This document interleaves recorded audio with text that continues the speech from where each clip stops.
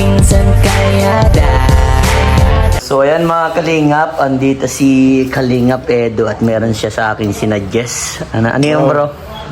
Sa tingin ko ay ikaw kasi nakikita ko ang pagtulong mo is talagang dire-diretso sa iyong channel. Kaya naisip ako na isa-suggest na yun na kung gusto mo ng bigas para sa mga beneficiary mo, bibigyan kita kahit dalawa, bro. Wow, sobrang thank you bro. Ay, talagang malaking bagay yun bro, yung bigas na yan para sa mga tinutulungan ko. Kasi marami naman sa akin nagbibigay ng nakaraan, kaya ang naisip is ibigay na lang din yung iba. Meron na rin akong mga binigyan si Starax, si J-Vlog, bibigyan ko rin. Actually para ipagtutulong din naman nila, so mas maigang Kumbaga maibahagi din okay yun para sa akin. Mauna naman nung nagbigay sa'yo. Wow. Kasi para sa karamihan din naman kumbaga para sa tutulungan din. Kaya, so okay lang yun. Bakit naisip mo bro na ibigay sa mga kasama mong mga nagbablog din? Kasi siyempre naisip, kasi alam niyo po mahirap mag-charity hindi biro, lalo na kung wala kang sponsor. So sa akin naman marami namang doon sa akin sa bahay, marami din namang sponsor na dumadating yung ibang blessings ibigay ko rin sa iba para kahit paano para hindi naman sila marugado sa kanilang sa pag-vlog nila, para siyempre tulong na rin sa mga kasamahan para maraming mabagi. Sa gastos. Oo, at yung iba din talaga, katulad sa akin, bihira na din kasi ako magkaroon ng sponsor. Pero meron mga solid sponsor din. Kumbaga bihira na lang. Kasi ang laging pinapatulungan na lang nila, yung talagang mga beneficiary ko na talagang doon sila lang nakapokus. Karaniwan ganun lang din talaga. Yung iba minsan hindi nakikita, hindi nabibigyan, hindi nababalance. Ganun, normal lang po yun talaga na yung nawa namin. Kaya at kung mabigay talaga, bonus na yun. Grabe, nakaka-proud ka bro Edo, kasi sobrang bait mo. Talagang hindi lang pansarili yung iniisip mo, kundi sa iba. Talagang ramdam ko yung kabutihan mo na talagang grabe, solid kang magtulong. Bukod sa akin, sa ibang charity vlogger, grabe yung pagmamahal mo bro. At saka iniisip mo, makakarating talaga ito sa mga taong tinutulungan namin. Nakaka-proud yun sa isang katulad ko ni charity vlogger na kahanga-hanga bro. Kahit mga viewers bro, maiintindihan ng ginagawa mo. Yung mga nag-sponsor sa iyo bro ng bigas, mas lalong maiintindihan yun at magiging proud yun sa iyo. Kasi ganyan yung ginagawa mo. Napakabait mo bro, maraming blessing ang darating sa iyo dahil napakahusay mo sa ganyan. Hindi mo sinarili yung ganyang bagay na natatanggap mo. Sabi baga, share your blessings. Sobra-sobra na natatanggap, kaya ibahagi naman yung iba. Yun ang motto mo, yung mga ganun. Yung share your blessing. Kapag marami nang tatanggap, ibahagi mo sa iba. Oo, mas maganda. Sa atin naman dito, pagtulong. Yun naman ang nakalis natin pagtulong dito sa Kalingap. Siyempre, yung pagtulong, nakagawian na natin sa tarang na engrave na sa ating sa ating isipan, saka sa puso natin. Kaya normal lang kahit nga minsan may makikita ako, nabigay na lang ako kahit wala ng vlog. Dati hindi naman ganun hindi naman ganun Napakabait mo bro, kaya siguradong marami pang dumarating sa iyong biyaya kasi napakabait mo bro. So, ayan bro, ano ba yung masasabi mo bro sa mga talagang mga solid sponsor mo, sa mga sumusuporta sa iyo? Grabe yung pagmamahal at andyan talaga para tulungan ka sa mga mission mo sa buhay. Ang masasabi ko is una, salamat sa suporta na binibigay niyo sa akin. Salamat sa tiwala, kasi yung mga binibigay niyo naman po, ibinabalik naman po natin ibinabahagi natin sa mga taong talagang lubos na nangangailangan. Mapapansin niyo po sa vlog ko, balance po yan. Hindi po porke viral yan, dire-diretso ang pag-vlog ko dyan. Sa akin po, medyo mahirap. Tapos may mga matabata, matatanda, may mga estudyante. Talagang distribute. Kung ganito isa sa buwan, hindi na babalikan natin yan. Kung kailangan, kahit pa mapaliban yung ating pinakamalakas na vlog. Talagang para Lahat mayroon. Oo. Parehas Minsan talaga sa tayo, isang vlog nga, minsan na ako, 2, 3 tutulungan sa isang vlog. ano lang, para Mabigyan lahat. mabigyan lang, para hindi naman para makamusta ulit at matulungan. Kasi siyempre, kung isa-isa, marami na tayo tinutulungan. Solo lang ako sa aking channel.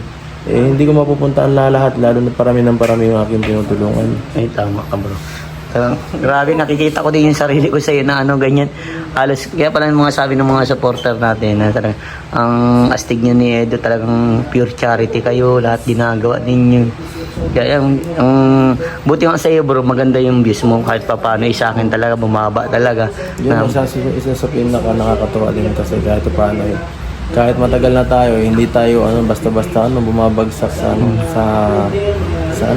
yung mga views natin, hindi bumabagsak. Kahit paano sinusuportahan tayo sa ating ginagawa. Kaya salamat po talaga sa lahat ng mga sumusuporta.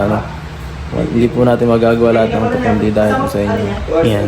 Kaya nga, ito din ang pinagkakapitan ko, isa sa pinagkakapitan ko. Basta may manood sa akin kahit isa, ibig sabihin may nagtitiwala pa rin sa akin. Di ba? Kaso lang, ikaw ba, natakot ka ba na bumaba ang views mo? Natatakot ako minsan kapag nakakaroon parang nagbibigay na views na sa akin ng mga dahil lalo ng mga nakaraan, nagsa 10,000, 20, 15. Sabi ko ay tapos samantalang ibang mga kasama natin, nalalakas. Minsan naisip ko, hala, paano na to? Pero sasabihin ko sa sarili ko minsan, parang, normal lang yan sa taong, parang sa simula, na parang makaranas ka ng hirap. At ganun talaga, pag mahirap talagang makamit yung isang magandang bagay, kailangan mo talagang pagsumikapan para maging, lahat ng magagandang bagay, hindi mo pwede basta-basta shortcut. Lahat yan talagang dadanas ka sa mahirap na pagsubok. At pag nalampasan mo yun, doon na magiging doon na magiging okay ang lahat kapag pag mo yun. Sana makaabot din kayo yung iba nating mga sama sa ganung klaseng estado. Grabe. So ito yung pinagdadaanan ko talagang grabe. Pagsubok lang yan, bro. Pagsubok. Yan, ikaw bro, anong masasabi mo dito sa nangyayari sa sa views ko?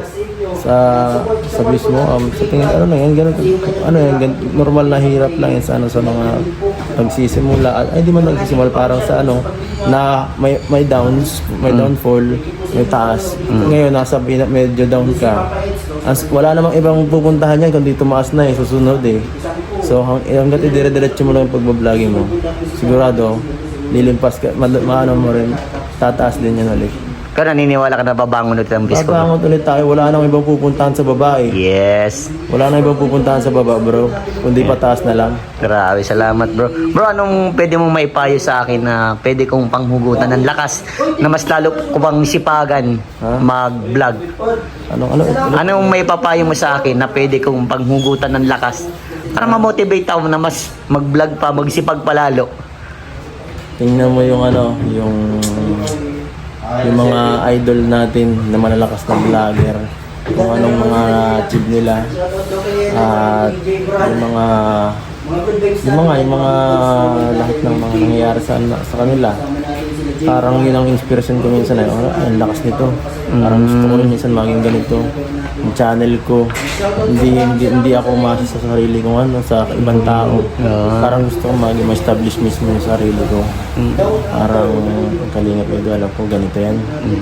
Parang maging ka rin. Dapat tingnan mo din yung iba, Oo. Parang gusto. Sino ba pinaka-idol mo, bro? Siyempre na sila Kalingap, Brad, Kuya Val. Tapos yung iba, yung mga parang yung mga adventure na vlogs kasi gusto ko yung gano'n. Yung mga gusto kong klase na sila Mr. Beast na nakakatulong sa sobrang dami. Pag nakikita mo ganito ako kalakas, parang kaya naman siguro kahit sila nga 100 million sa isang views isang video baka kaya ko naman kahit 100k isang views video. Yun ang pangarap ko. Nakakatawa si Mr. Beast, ang galing, malupit yun. Parang ganun na minsan ako nakikita ko, parang kaya naman siguro pag pinagsumikapan, tapos pag mas pinagalingan pa. Kaya minsan sasabihin ko sa sarili ko, kaya mahina ang views ko dahil kasalanan ko rin, hindi ko ginagalingan Kaya kailangan ko pang galingan. Ibig sabihin kaya mahina ang views ko, kulang pa sa push. Kulang pa sa push, grabe. Siyempre, ano masasabi mo sa mga sumusuporta sa iyo? Sa mga nagmamahal sa iyo?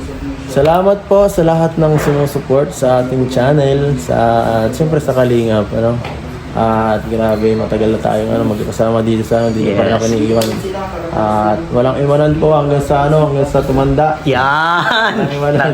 Yan. Siyempre, ang pag mga taong nangangailangan, hindi naman nawawala yan. At yan, tuloy-tuloy lang yung ating ginagawa dito sa ating channel. Salamat po. God bless. Ano bro, ito ito na lang, last na.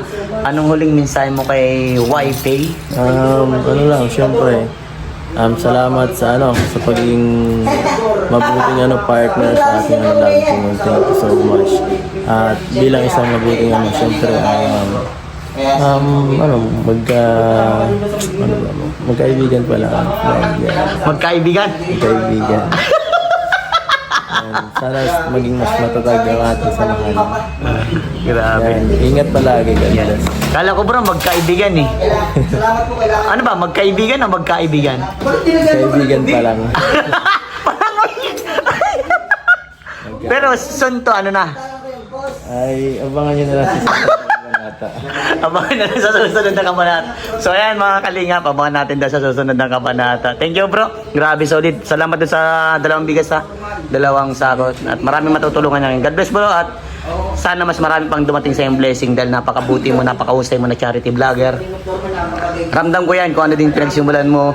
Tayo magkasama nun talaga yung pag-scout natin. At sana lagi tayo magkasama sa pag-scout para marami tayong matulungan pa. Ano? Pag may time. Yan. No. Sige bro, God bless. Sabi, andito na. Niready pa ni bro Edo ang bigas. Salamat bro, marami tayong matutulungan yan. Yan, papasok. Yan. Binigay sa amin ni Edo. Panglingap. Yun bro, grabe. Sobrang thank you. Bro, Napakasulit. Napakasulit mo talaga bro, grabe. Thank you, God bless. ang bala ko bro. Sige bro, salamat.